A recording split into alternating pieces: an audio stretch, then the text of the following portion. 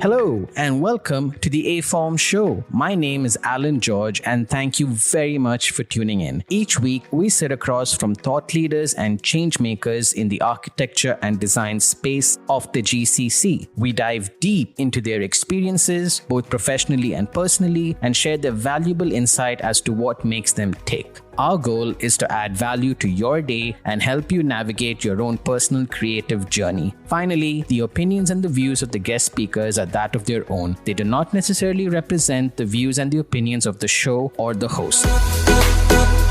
On this week's episode, we have Agnes Koltay from Koltay Facades and Karim Maalouli from Guardian Glass.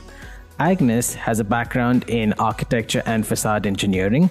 She has worked with multiple award-winning architects and international engineering offices before starting her own facade engineering consultancy, Koltay Facades. During her time here in Dubai, she has been part of many iconic projects in the region, a few of which are the Museum of the Future, Fountain Views, the 5 Jumeirah Village, and of course, Skyviews. In addition, we have Karim Maalouli today joining us, who holds a degree in marketing from the University of Beirut. He has worked for more than 10 years in the glass industry with architects and designers in the region. Karim, as an architectural design manager in Guardian Glass, helps architects and designers specify the right glass for their project, aligning closely with their vision, energy efficiency, and aesthetic needs. Moreover, as a special treat, Guardian Glass have offered all the architects and designers of the A-Form show a free consultancy session on any of their projects. Completely no strings attached. Follow the link below to learn more. So without further ado, let's get into it. Welcome to the show, Agnes and Karim from Guardian Glass. Very lovely to have you both on. So I'm not going to waste any time and I'm going to get directly into it. Agnes, the first question I had for you is, I understand that your background is that of an architect as well, but now you're in the world of facades. So my first question to you is, when you get a new project or you get a new, request to create a design, are you thinking more as an architect or a designer, or are you thinking more from an engineering and, technical side of the design? I have to think from both ways, but somewhere deep, I'm much more of an architect than an engineer. And that the profession that I imagined for myself when I was little, I wanted to be an architect since very early ages. And I wanted to do high-rise buildings. Actually, I wanted to do high-rise buildings before I could even speak English. So, right. And I was always inspired by good architecture. During your architectural studies, you learn certain principles in architecture, and from that on, you can really appreciate good architecture. So when it comes to a new project or a potential new project, if it's good architecture, I feel that kind of internal buzz more. Right. And was there any moment wherein during your architectural career that you decided that you wanted to focus on facades specifically? Was there any moment? Yeah, and that was a very well-defined moment, and it happened during university. I did my bachelor, I'm Hungarian, and in Hungary those days we had a couple of universities for architecture. So every year, those days, about 1,200 students for their degree from all these universities in architecture. And I realized that actually, it's a very historical city, Budapest, and the country itself has their traditions. I wasn't sure if there's really a need for 1,000 new architects every year. But meanwhile, we had a few semesters. It was called construction detailing. It was pretty close to facade engineering, but it's not only facades, it's other building structures as well, construction detailing. And that was something which I found very logical and very interesting and I like the sequence in it to mentally put things together and grow it those ways. And to be honest, not many students were good at that. Many of my peers were much more artistically inclined, and that's great. I found myself more on the reality side of things rather than the artistic side of things. Right. And I started focusing on that part more. And even within my year, I got kind of a reputation for being good at that. And and then I just kept it up. Right. Well, that's really good to hear that you found that speciality, during your degree itself, because many designers actually, need to spend 5 years, 10 years kind of figuring out what they actually like doing. And you're quite lucky in that sense that you kind of got it that early on. I think it was kind of lucky, yes. But also I think there's a bit of problem with university education because it gives you an idea, like a very ideal world, which does not exist. Correct. Now it tells you that you will design and you will come up with this concept, and the real life is that you have to work hard for years before you design something. When you start somewhere, you start, drawing staircases and toilet blocks and putting dimensions on drawings rather than designing concept. And it's a bit misleading at university.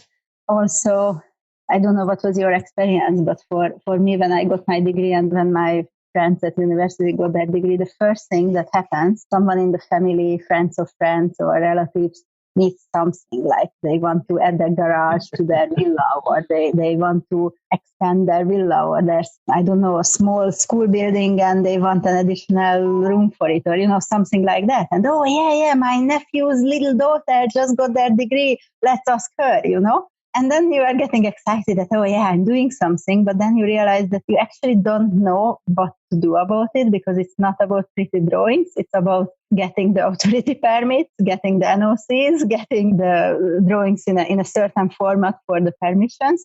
And you have no idea about the process of getting these permissions or figuring out what are the zoning regulations for that area and all that. And then you start asking your friends from university who were ahead of you a few years, for advice. And that's when you start actually learning about what to do in real life as an architect. True. I think maybe not every university is like that, but my university definitely did not explain the process of what to do in real life. No, I'm pretty sure there's a lot of listeners listening to this, because a lot of our listeners are designers. There's a lot of people who are nodding their head and saying, yes, absolutely. That's how it was for us. Me personally, I think it was one of my uncle's offices fit out, and then this coffee shop thing. And that's how it starts for everyone. Yeah.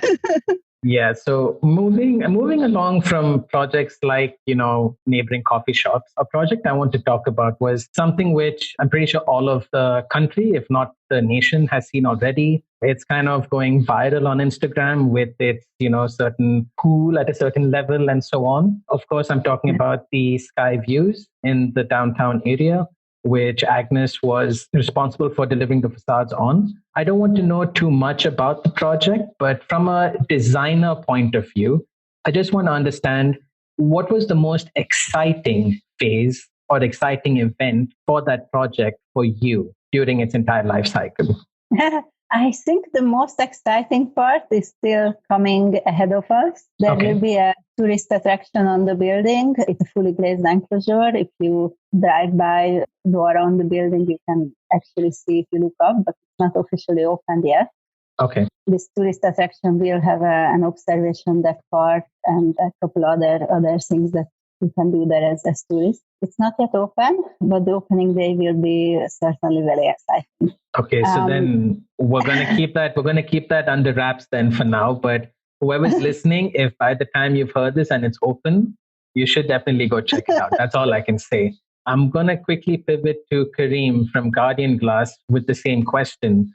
From a glass point of view, was there a key exciting event or moment during this project for you? As you just said, it's an iconic new project in the heart of Dubai. And every time that we're faced or that we're working with new challenging designs, finding something that works and something that achieves the design intent of the architect is always a challenge. So it's finding that balance and knowing that that project will be there for at least the next 50 years. Everybody that will be looking at that building will see your glass, especially as Agnes said, it's a fully glazed twin tower. So that's the main challenge. So finding something that works and something that achieves the image or the aspiration of the architect.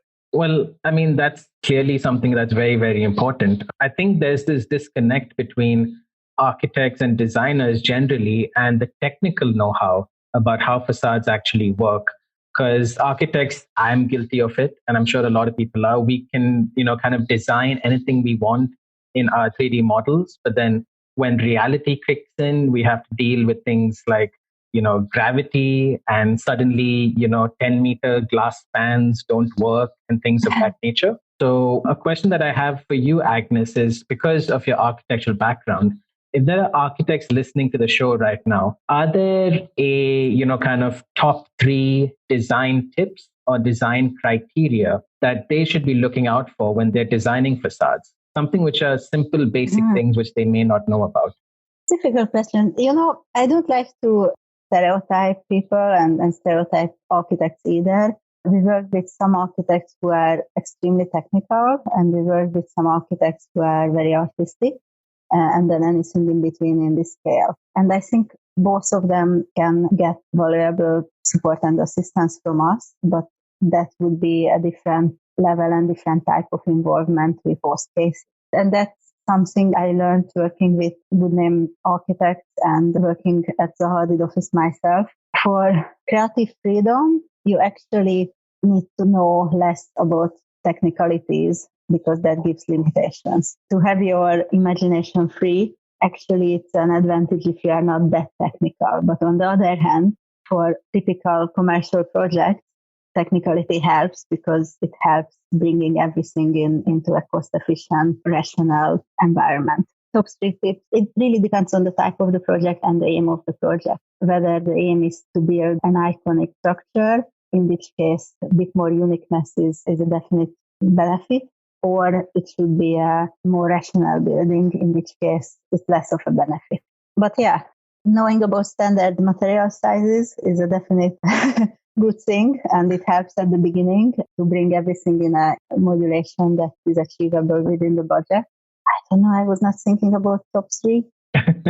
Well, I can. Yeah, sure, Karim, jump in. Well, because my role with Guardian is to help architects and designers while in the design stage. So not just execution, but even while they're coming up with their concept, what can be used. And as Agnes said, what are the dimensions? What are the sizes that we can go up to? What can be done and what can't be done? So when always we're faced with a new design, especially if it's like an iconic structure, we want to ask a few questions. And based on that, we can know what the architect wants from their design and what we can offer in order to help them solve that issue, or if you want, find the right design solution for their concept. So usually it's where is the building located? And that's important for a couple of reasons. First of all, a building that's here in the desert does not react the same way as a building that's, let's say, in northern Canada or northern United States. Okay, so it's the climate, it's how much light do you want to come in to the building, and it's also some of the local building codes. So a building, you have Dubai and you have neighboring Saudi Arabia, almost similar climate, but you have a bit of differences in the building codes. So something that works here might not work there and vice versa. Another question is the use of the building. So whether it's a retail building or whether it's a commercial building or a residential building, it also plays an important factor in what glass or what facades do you want on that building. The orientation of the facades as well, because the same opening or the same facade facing east reacts differently to something that's facing west or other orientations. And finally, it's the design intent, so the aesthetics. Do you want your building to look transparent? Do you want your building to look blue? Do you want your building to react with what's surrounding it? And stuff like that. So basically, if you want to summarize it just from a practical point of view, these are the questions that we go through every time we're faced with a new challenge or with a new design. Right. And I think I can add 2 more. I think It's very important that the architect actually listens to the developer and responds to the developer's needs and program. I've seen it on quite a few buildings when the architect over-designed in a way. And it's extremely important that the architect listens to the developer's program and aim and desire and responds to that. It could be pretty painful at tender stage when all these value engineering are coming in because the building tries to achieve more than what the developer aimed for. And then I would also mention as important aspect, even at design stage, to have a bit of familiarity with the capability of local contractors. If it's not something which is traditionally done, and there are a couple of contractors who are experienced with that type of building system structure, then it could take longer. It could be a bit more experimenting, a bit more learning curve on it. And it's important to factor in whether the project can allow for that or not. Right. I think the both of you touched on a very important topic. I think, Karim, you're talking about, design aesthetics of the building. And I think Agnes with, when you have something which has not been done before, not been seen before, especially for contractors when they need to execute it, it becomes a bit challenging. It could also be something that is done a million times in other countries, but in this specific region, it's less traditional or less well known. Correct. And Dubai being, the place that we are kind of in it's a city where a lot of different types of projects happen. And therefore you do see a lot of different kind of facades also become part of that. A question that I have for you, Agnes, is there a certain amount of time or a certain amount of energy which you as a design firm spend in research and development for new technologies and new, building materials and so on? Quite a lot indeed. And it is useful. You see, facade is among all the construction disciplines, is probably the one which has the most innovation and different elements, materials in play. Also, when people look at a building, they see the facade, and it is an aspiration all the time to be a bit different, to be similar than the other buildings, but a bit different. And those visuals are addressed through the characteristics of the materials that you are using. It could be aesthetics or it could be structural. Like if there's a stronger material invented, maybe it could span more. Or if suddenly a way of transporting a very big piece of glass is invented, then yes, it's possible to put, I don't know, very, very big piece of glass on the building. So there's a constant need and push for researching other ways. And over the years, these are getting implemented in certain projects. And once something is implemented on one project, there's already a precedent and example for some other projects to say that, okay, if that project could do it, then we could do something similar as well. One of these projects which was definitely pushing the boundaries was Opus and all the double curved glass on Opus and some of the double curved tempered glass on Opus, which was not possible for years, and then suddenly it could be within certain limitations and certain conditions possible, and then let's see what can we do from there. Right.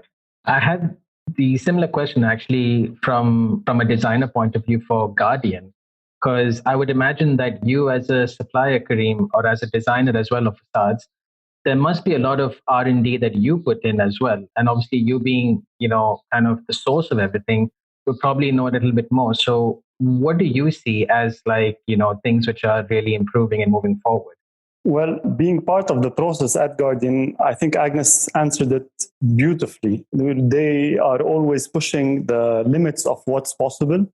And they are always asking for the impossible if you want, or especially what's not possible at the time being. And it's a constant cycle of feeding this information back to our R&D center. So we have a dedicated factory, a dedicated coating line in Michigan that we started in the year 2000. So we constantly feed that center with feedback or with what's required or what are the design trends. And we constantly feed this information to that center. And based on that, we keep on developing, we keep on trying to push the boundaries of what's possible, especially with glass. New coatings, new colors, new performance, how that coating can be processed. You talked about bending, so whether or not the coatings can be bent inwards or outwards, all of these things. So it's a constant cycle. We keep on receiving information from people who are leading the design of the future, especially that I'm working on projects that will become active or live in the next 2 to 3 to 5 years, sometimes even 10 years, depending on the process. So we constantly feed all of this information back to our headquarters, and they help us in developing new products all the time. Now, we also have another advantage that we're present here in the region. So we have a local presence, but we also have the multinational and the almost 100 years experience. So once we receive those new products, we sometimes even add some new customized details for them. Like if we have a new range coming and that's been used in Europe, you know that the requirements in Europe are not exactly the same as the ones we have here. So we also have our input on that, and our factories can modify those to fit the glass or to fit the requirements of this region. That's the biggest advantage. So we do spend quite a lot of time on research and development because we want to be known as a local supplier, but with a multinational presence. Can I ask something? I know maybe it's not part of this thing, but I think the world will change definitely after this Corona period. And before, where Guardian could best showcase these new research findings and outcomes, were the fairs and conferences and exhibitions, Tech in Düsseldorf and events like that. This year, obviously, everything like that is cancelled. Some of them even cancelled for next year. And people are, maybe even if such an event is held, no one is sure if the attendance will be as good as before. Have Guardian discussed it internally? Have you guys already figured some other way to broadcast your new definitely developments to architects and people? As you said, there are a couple of glass exhibitions that happen every year around the world, and usually Guardian takes part in these exhibitions and has a big showing, if you want, big showing area, and where it's showing its new developments and its new products. The research and development is still there. However, announcing or broadcasting that message to our partners is different.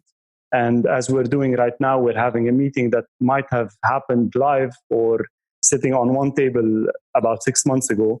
Now we're doing it all in the comfort of our own houses. So the research and development is still there. The innovation is still there.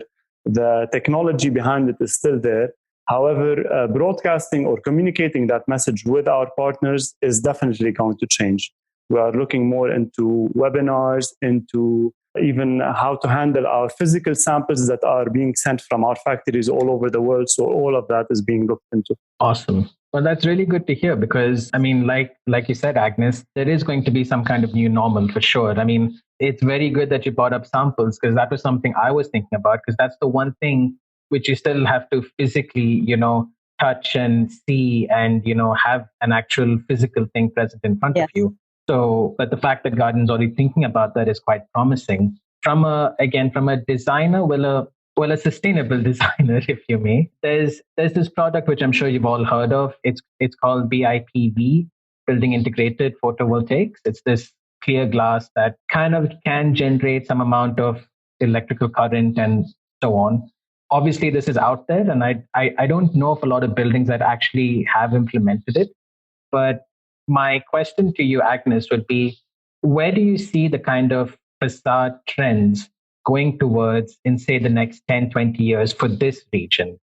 Are there any kinds of products or any kind of design techniques which you see will become standard? The thing with BIPV that it actually comes up on a lot of projects. So during design stage, it's actually quite frequently discussed and researched. The reason why you don't see it on too many building built is because the outcome of that study is many times the conclusion that the capital needed to put it on the building does not bring any significant return or savings. And the reason for that is actually that even if you build a high building, the area of the facade is still, well, you cannot use the full area of the facade. You have to have some areas for vision glazing. You have to, have some MEP louvers, whatever on the building. But the area that can be used, BIPV, for example, may not be sufficiently big to generate power. Also, it's reliant on the sun, and it's reliant on immediate use because long-term storing of energy is still not solved adequately. So you see, in my opinion, that if you want to generate power, you should build a power station. If you want to build a building, you should build a building. And it could be combined. It could be a building, and then 15 kilometers from it, you have a big area in the desert where you put all the solar panels or all the energy generating devices, and then you have sufficient energy for the building. This type of combination, it's a little bit like a mobile phone. You can take a picture, but still, if you want to do professional photography, you get a separate camera. So So that could be the reason why you don't see BIPV applied on buildings too frequently. But, there's research and development in it as well. And maybe in a couple more years' time, it will be different. What was the other part of your question? So what are the kind of trends you see specifically for this region in facades? It's a very difficult question because the trends depend on the actual developers and the projects, like one developer could have a very different target in terms of target audience or target investors than another. It's hard to say that it's a trend. Yeah, it is. It is honestly quite difficult. I mean, in this time of Corona, we've had a lot of our projects which have scaled back, which have been severely value engineered, if not stopped.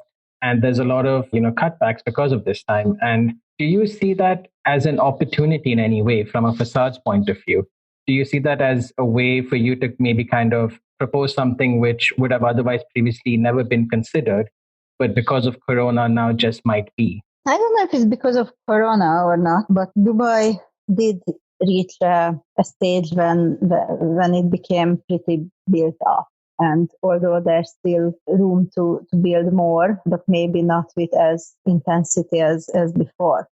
And as the property market becomes more and more saturated and the demand is coming in waves, but currently it's probably on the lower side, I do have the hope that quality becomes more important of a consideration. And by quality, I mean the performance of the building envelope. The construction quality, design quality, and quality of materials, durability of materials, the aesthetics of materials, the way how it's put together, the tolerances, the alignment, and performance. Solar performance, thermal performance, acoustic performance, fire performance, water tightness, air tightness, which is a thing here. I think all of us over the years probably had balcony doors with leaks through some water at those few times when it rains in Dubai, and dust as well. Yeah, you go for a 1 week holiday and you come back and you have a little sand dune in your living room. That happened to all of us, and it's kind of okay. This is Dubai. I think these could be less and less acceptable, and they can be avoided.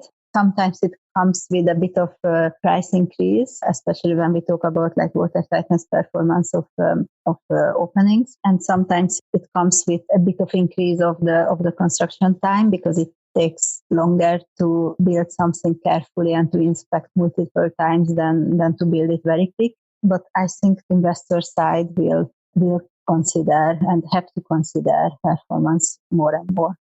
Right. Okay. Well, yeah, I mean, I agree completely. Karim, what are your thoughts on it? Do you see a similar kind of trend? Well, while Agnes was telling the story of how Dubai has changed, I was nodding my head because I couldn't but agree with everything that she said. I've been in Dubai for 10 years now, and I've been in this industry for a little bit more than 10 years. And the changes that I've seen, I can only answer your question by telling you, I can tell you where we will be 1 year or 2 years from now, but nobody knows for the future. And that's for the following reasons. When I came here 10 years ago, everybody wanted blue or even green, and definitely not silver, away from reflective silver. After that, a few years after that, I can see Agnes is agreeing, everybody started wanting those neutrals or neutral grays. Well, now we're at a time where everybody wants reflective and silver again, but with a little bit, with a tweaking on the light transmittance and other stuff. So it's like with fashion, that you feel that the cycle or the trends keeps going in circles, but we keep on improving the things that we have, and we make them more abundant, we make them easier to reach. Another example is 10 years ago, most of the glass installed here was imported. Now, because of the past 15, 20 years of construction and challenging designs in the UAE or even the region, most of the expertise at a certain point in time was located here. So you actually had more building knowledge, more architectural knowledge in this part of the world than the rest of the world, because most of the challenging designs were happening in this part of the world. Agnes's firm is a very clear example. We used to import glass. Now as Guardian, we've supplied last year some products from here, manufactured in the region, all the way to Montreal in Canada. So imagine that. We completely changed the cycle. COVID presented with a new challenge that nobody expected. I read something the other day that where did you see yourself in 2015? And nobody had that question right. So COVID is definitely a challenge, but COVID also opened our eyes to what might come next. Nobody knows. Correct. So now, exactly. Yeah. And when we are talking about trends and what do you see in the future, COVID taught us that you can only foresee 3 days, basically. Who knows what will happen 3 days time? Lockdown can come back. I don't know. Exactly. True. No, I never really believed in long-term business planning, and probably Guardian has a long-term business planning because you are a big organization. But with my size of company, I think we have to stay flexible, and a certain level of planning is necessary. But above that, it makes you more restricted than helps. So it's not unfamiliar to me to not to know what will happen in 5 years' time. But I think COVID made it involve everyone in this situation. No one is certain about future. Yes, I think you're right, Agnes, in that sense that it probably depends on the size of your company as well when you're kind of looking, towards the future, especially because of COVID. Like, both you and Karim said, no one really knows where it's going. But of course, I guess as designers in the field, we all kind of look at this with the sense of optimism that, it will probably get better. If I may just pivot, this gave me an interesting thought about how when you designing facades and actually constructing them is a small part of the actual life cycle of the facade. But then just like a building, it needs to actually stand the test of time over its life cycle. And therefore you have a lot of other issues, like maintenance and, so on. And a building which I'm thinking about specifically is again Skyviews. Agnes, if you can shed some light on how the maintenance of that buildings happen in terms of its facade, if you can maybe touch on the kind of BMU system you have and so on, I think our listeners would really benefit. It's a good question. Skyview actually has the most complex BMU strategy of all of our projects, and that's because the unique geometry of the building. So first of all, it has this big sky bridge connecting the two towers. So we do have BMU roof units at the top of the two towers, and they can reach a portion of the facade, but they cannot reach below the belly of the sky bridge. So there are additional machines located there at the floor below the sky bridge, but that floor is also heavily occupied by the steel truss that supports the sky bridge. So the movement of that BMU machine is pretty restricted. Additionally, there are these flying beams added on the building as decorative elements to help the visual transition of the tower to the sky bridge. So those flying beams obstruct the drop of the machines. So there had to be a few more systems depending on the location added to.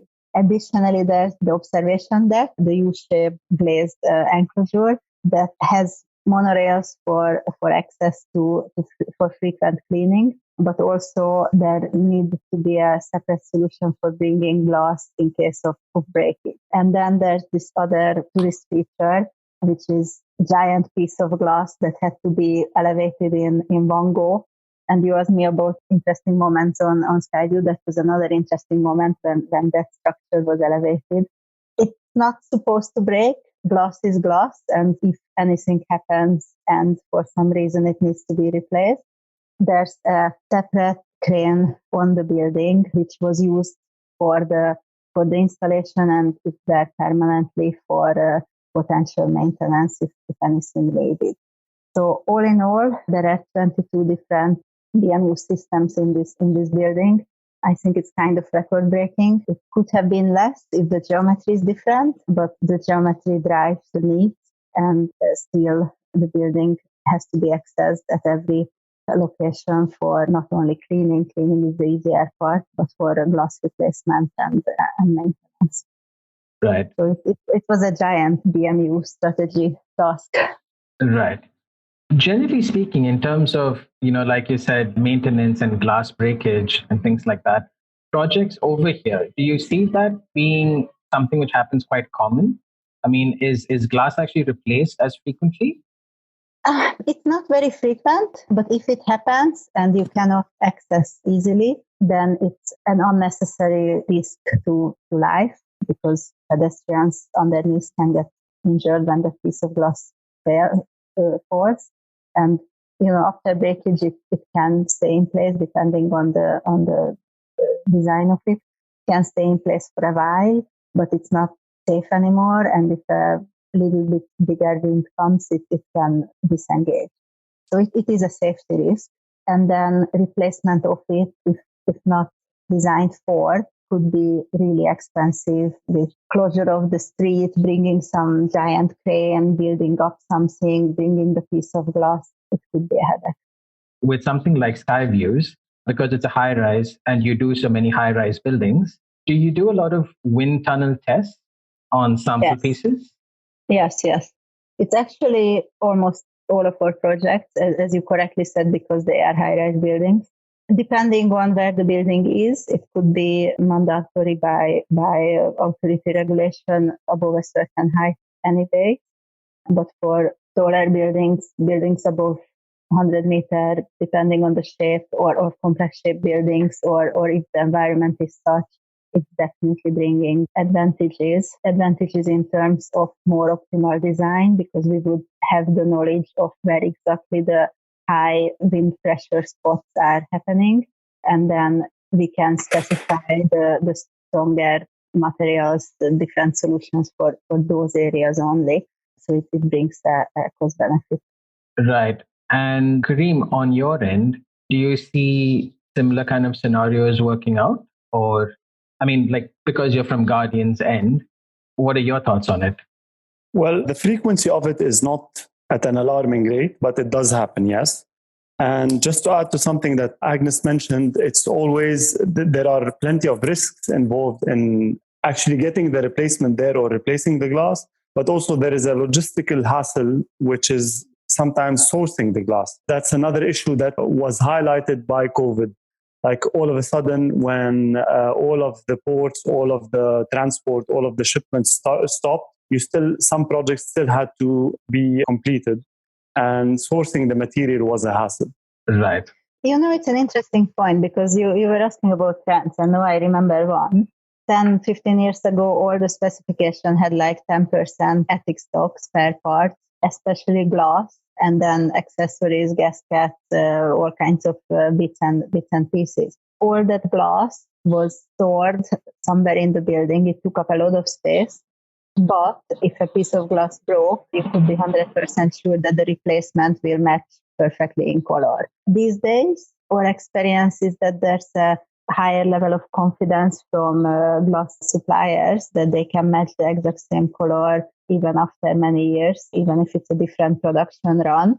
And there may not be a need to buy this glass in advance and store somewhere just in case. Is that correct, Karim? Definitely. Shelf life is a very important factor. This is a problem or a challenge that we tried to remedy a long time back by relying on basically clear glass. And even the design asking for a colored appearance of the glass, we can achieve that color with the coating itself and not with the tint of the glass. Okay, so that's something that we've been working towards for quite some time now. And the advantage behind this is clear glass is always produced, always reliable, and it's always there. And if a replacement piece or a replacement order comes 10 years from now, as long as you have the coating machine and you still have the same configuration, you can produce exactly the same color.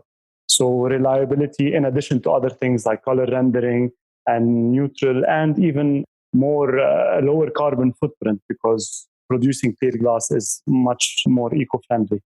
I think honestly that's quite refreshing to hear, because this is something I've always wondered upon, that if you had to replace a certain panel of glass for certain areas of glass, how do you actually color match? And this is brilliant if this can actually be done. Going back to a bit of Skyviews, Agnes, I wanted to ask, from a lot of people keep saying facades are kind of like skins of the building. and therefore they can't really be rigid. They need to kind of, adjust and move ever so slightly along with the building in order for it to work. So again, a lot of our designers might not know how technically that would work. If you can kind of shed some light on that in terms of Skyviews on how the facade came about.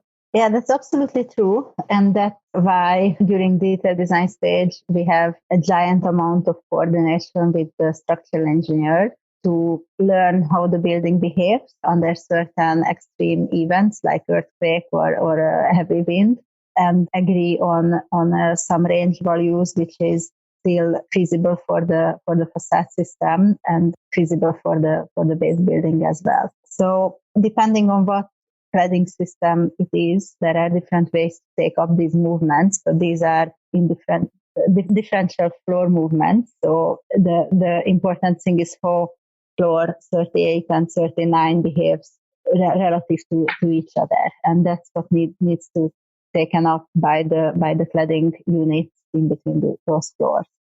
So in general, a unitized system can allow better for these movements. That's why it's a more common system for high-rise construction. And Skyview itself is a unitized system. It has a faceted curved floor plan. So the mullions allow for that angular kink at every unit to create this outline. Alan, one small story that I can tell you about replacements. I just remembered that we supplied glass for the address building in downtown.